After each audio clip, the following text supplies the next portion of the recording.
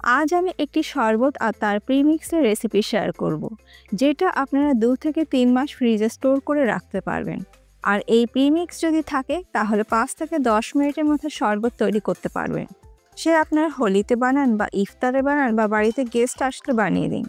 নমস্কার বন্ধুরা, রোমান হেসেলে সবাইকে স্বাগত। রেসিপিটা কেমন লাগলো অবশ্যই জানাবেন, ভালো লাগলে সবার সাথে একটু শেয়ারও করে নেবেন। সবার প্রথমে শরবতের প্রিমিক্স তৈরি করব।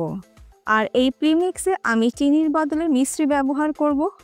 আর এই মিষ্টির দানাগুলো যদি খুব বেশি বড় থাকে তাহলে বাড়িতে একটু হামানদিস্তা একটু গুঁড়ো করে নিয়ে ছোট করে নেবেন।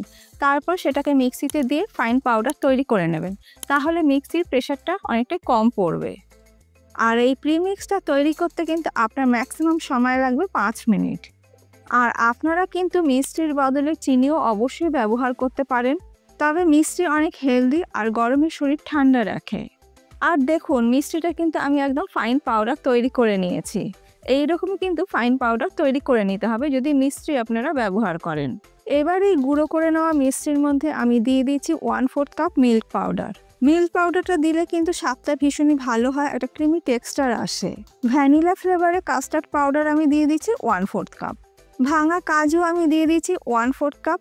গোটা যদি কাজু ব্যবহার করেন তাহলে 20টা দিলে কিন্তু হবে। এর মধ্যে কোনো ড্রাই ফ্রুটস না থাকলে সেটা স্কিপ করে নিয়েও করে নিতে পারেন। আমন্ড বাদাম দিয়ে দিলাম 1/4 কাপ। পেস্তা দিয়ে দিলাম 1/4 কাপ। পোস্ত দিয়ে দিচ্ছি 2 টেবিল স্পুন।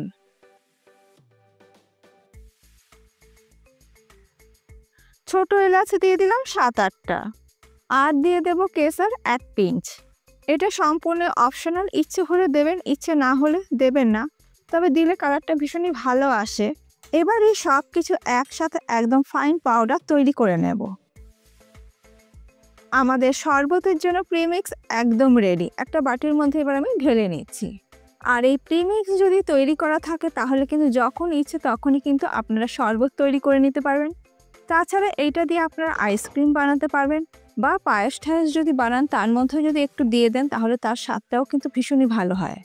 আর এই পাউডার একদম ফাইন তৈরি করে নিতে হবে, যাতে যখন আমরা দুধে মেশাবো একদম ভালোভাবে মিশে যায়।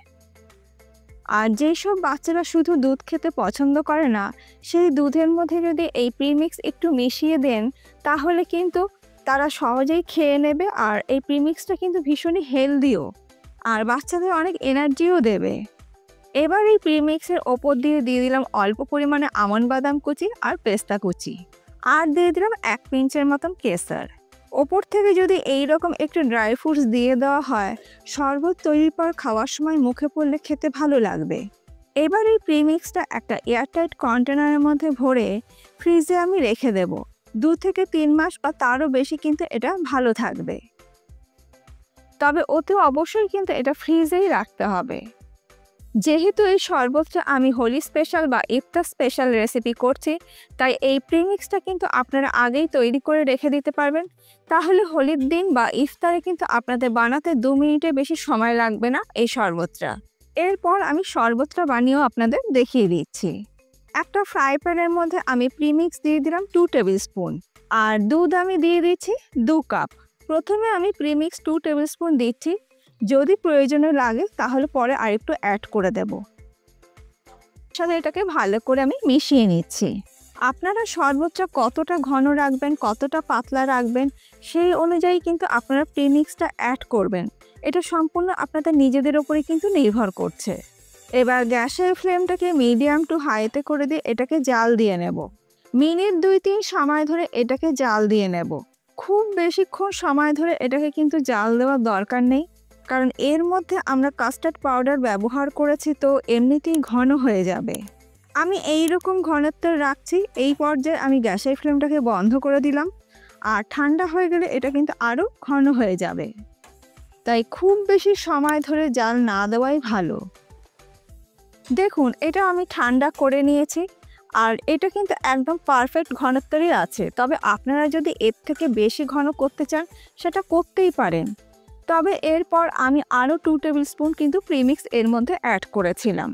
2 গ্লাস শরবতের জন্য আমি 4 টেবিল স্পুন প্রিমিক্স অ্যাড করেছিলাম। আমার মনে হয় এটাই কিন্তু একদম পারফেক্ট। 1 গ্লাসের জন্য 2 টেবিল স্পুন প্রিমিক্স কিন্তু যথেষ্ট। তারপরে আপনারা আপনাদের নিজেদের টেস্ট অনুযায়ী কিন্তু এটা তৈরি করে নেবেন। এবার আমি এর মধ্যে কিছু আইস কিউব অ্যাড করে দিলাম। আইস কিউব দিতে না চাইলে আপনারা ফ্রিজে রেখে ঠান্ডা করেও কিন্তু খেতে পারেন।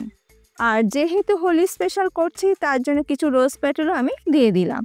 এটা সম্পূর্ণ অপশনাল, আপনাদের ইচ্ছে হলে দেবেন, ইচ্ছে না হলে দেবেন না। তবে হ্যাঁ, দিলে তো দেখতে অবশ্যই ভালো লাগে। আবারও বলবো, আপনারা যেই রকম ঘনত্বের কিন্তু শরবত তৈরি করতে চান সেই হিসেবে কিন্তু প্রিমিক্সটাকে অ্যাড করবেন। আজকে এই সহজ পদ্ধতিতে তৈরি করা শরবতের প্রিমিক্সের রেসিপি আপনাদের কেমন লাগলো অবশ্যই জানাবেন। ভালো লাগলে বাড়িতে একদিন তৈরি করুন আর আপনাদের ফিডব্যাকটা কিন্তু অতি অবশ্যই আমাকে দিতে ভুলবেন না। আজ তাহলে এই পর্যন্ত, আবার দেখা হবে নতুন কোনো ভিডিওর সাথে। ভালো থাকবেন, সুস্থ থাকবেন। ধন্যবাদ।